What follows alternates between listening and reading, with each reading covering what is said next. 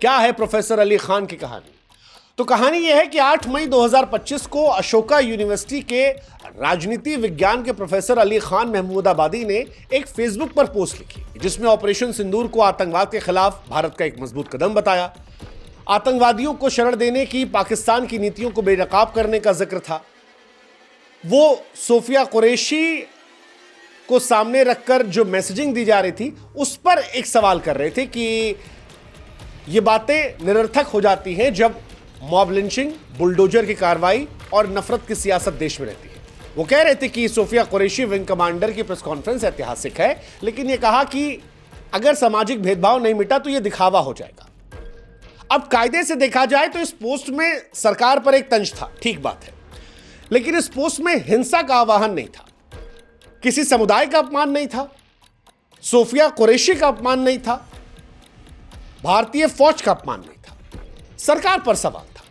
लेकिन सवाल यह है कि सरकार पर सवाल करने के लिए क्या जेल में डाल दोगे?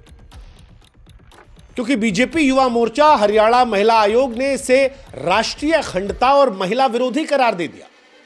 हालांकि प्रोफेसर साहब ने फिर स्पष्ट किया कि जब वो ये पोस्ट लिख रहे हैं तब इस पोस्ट में सेना के बारे में या सोफिया कुरैशी के बारे में वो कुछ भी नहीं कह रहे। वो सरकार की नीतियों पर सवाल उठा रहे हैं और ये किसी का अपमान नहीं है, ये सिर्फ सरकार पर सवाल है। लेकिन फिर भी गिरफ्तारी होती है। जैसे कि हमने कहा, हरियाणा की महिला आयोग को लगा कि यह महिला विरोधी था, बीजेपी युवा मोर्चा को यह राष्ट्रीय अखंडता के खिलाफ दिखा। 12 मई को नोटिस दी गई, 16 को शिकायत हुई, 18 को गिरफ्तारी हो गई। और गिरफ्तारी भी हल्की धाराओं में नहीं हुई है। भारतीय न्याय संहिता की धारा 152 जिसमें राष्ट्रीय अखंडता को खतरा है, 196 धार्मिक माहौल खराब करना, 351(2) अपमानजनक टिप्पणी। अब सवाल यह है कि क्या महिला आयोग ने अपने अधिकारों का दुरुपयोग किया? क्या सरकार को सुझाव देना या उस पर तंज कसना देशद्रोह कहलाएगा? एक बुद्धिजीवी की आलोचना क्या अपराध के दायरे में आएगी? क्या यह जल्दबाजी हमारी अभिव्यक्ति की आजादी का गला नहीं घोंट रही?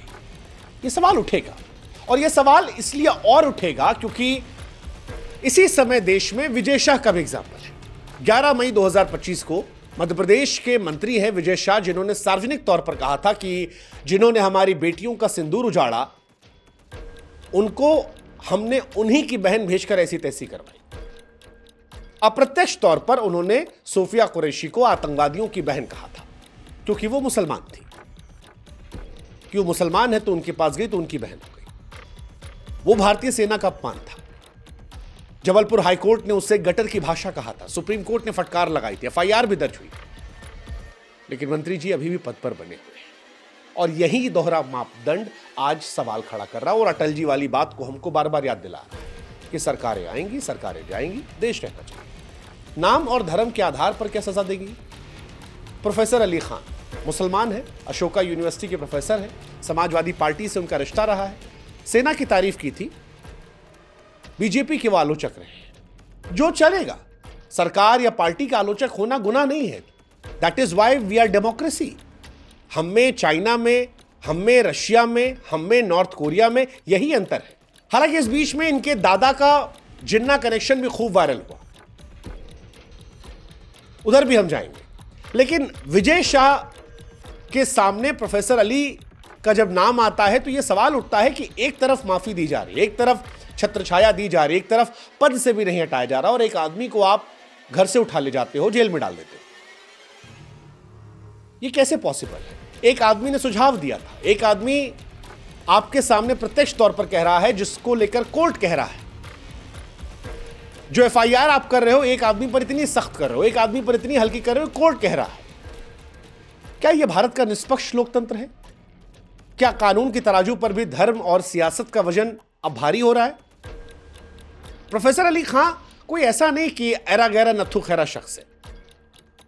पढ़ाई लिखाई देखेंगे तो कैम्ब्रिज यूनिवर्सिटी से उन्होंने पीएचडी की है, एमफिल किया है, एमहर्स्ट कॉलेज से बीए किया है, दमेश्कस यूनिवर्सिटी से अरबी में अध्ययन किया है, अशोका यूनिवर्सिटी में राजनीति विज्ञान के विभाग प्रमुख है, इतिहासकार है, लेखक है और लिखते रहे, कई सारी किताबें लिखी है।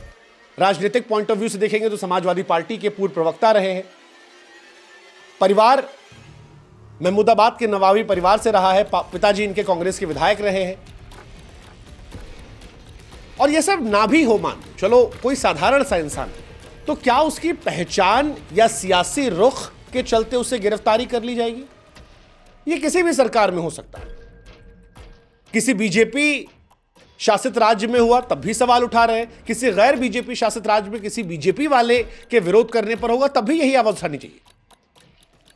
हम एक आंख से सच देखेंगे तभी यह देश आधा देख पाता है। इस देश में लोग आवाजें नहीं उठा पाते क्योंकि बहुत सारे लोग आज भी होंगे जो कह रहे होंगे सर क्या कर रही है, मामला उठा रहे हैं, मुसलमान है, छोड़ दीजिए। जिस दिन अपना वाला आएगा उस दिन कहेंगे सर उठाया क्यों नहीं आपने, आप अपनी जाति का था, अपने कौम का था, अपने मजहब का था, अपने धर्म का था, सर आप अपनों की आवाज नहीं उठाएंगे तो कौन उठाएगा?